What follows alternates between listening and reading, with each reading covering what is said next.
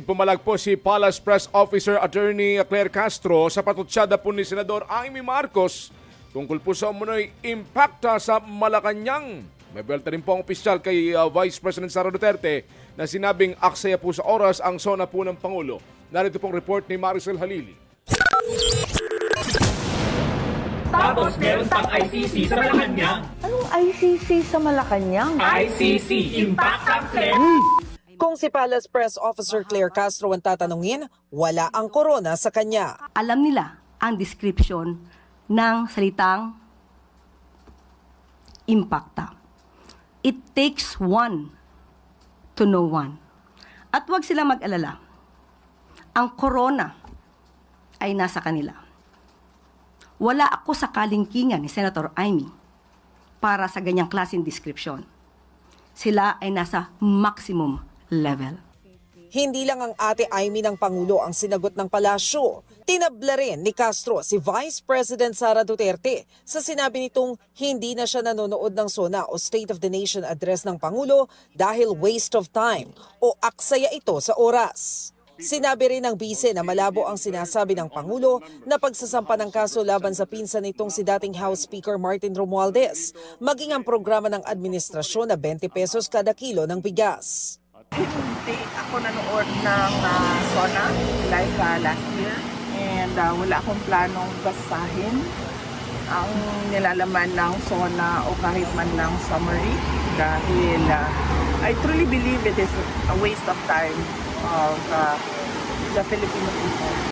Pero ayon kay Castro, ang totoong pag-aaksaya ng oras ay ang pagsagot sa aniyay walang kakwenta-kwenta at walang basehang mga pahayag ng bise. Malinaw din aniya na may mga kadiwa center kung saan mabibili ang 20 pesos na bigas. Ano po ba ang nangyayari sa isang tao kapag hindi po inaalam ang sitwasyon ng kanyang bansa, kung ano ang programa ng Pangulo? Walang alam.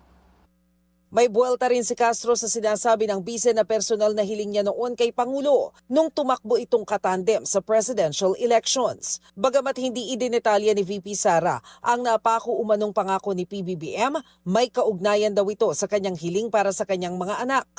Nabanggit niya na isa ito sa kanila daw pinag-usapan na kailangan magamit ang presidential chopper para sa pag-uwi niya gabi-gabi para makasama niyang matulog ang kanyang mga anak. Ayon kay Castro, taong bayan na ang mag-compute kung magkano ang gagastusin ng gobyerno sakaling tinupad ang hiling ng bise na araw-araw na paggamit ng presidential chopper papuntang Davao City. Pero giit ni Castro, wala siyang personal na kaalaman kung pumayag noon ang Pangulo sa hiling ni VP Sara. Wala pang kumpirmasyon o sagot tungkol dito ang bise. Dumipensa naman ang Malacanang sa mga batiko sa SONA ng Pangulo tungkol sa planong paglunsad ng rocket ng Pilipinas. May mga puna kasi na bakit uunahin ang rocket kesa sa ibang problema ng bansa. Yung mga tumataas ang kilay, ibaba na nila. Huwag na silang magsilbi na balakid sa mga ninanais ng Pangulo sa pag-asenso ng ating bansa. Sa kabila ng mga batikos at pagkabahala sa mga posibleng maging epekto sa kalikasan at mga komunidad, ibinida rin ng Pangulo sa kanyang SONA ang Pac Silica Initiative. Ito ang high-tech industrial complex na planong itayo sa bansa. Nang tanungin ng bise tungkol dito, minabuti nitong hindi na magkomento. Any talk po about sa Pac Silica na balak po itayo sa Pilipinas? Ano na? Pac Silica. Yung Pac Silica. Pac Silica? Hindi ma'am, Pac Silica. Do you know anything about that? Wala ako. I cannot comment on that.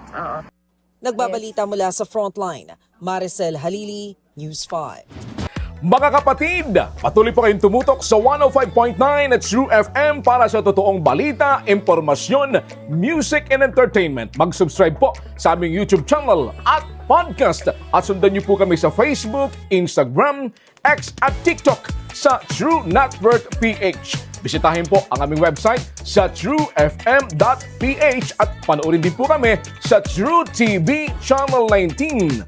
Kami ang 105.9 at True FM, laging true sa'yo, kapatid!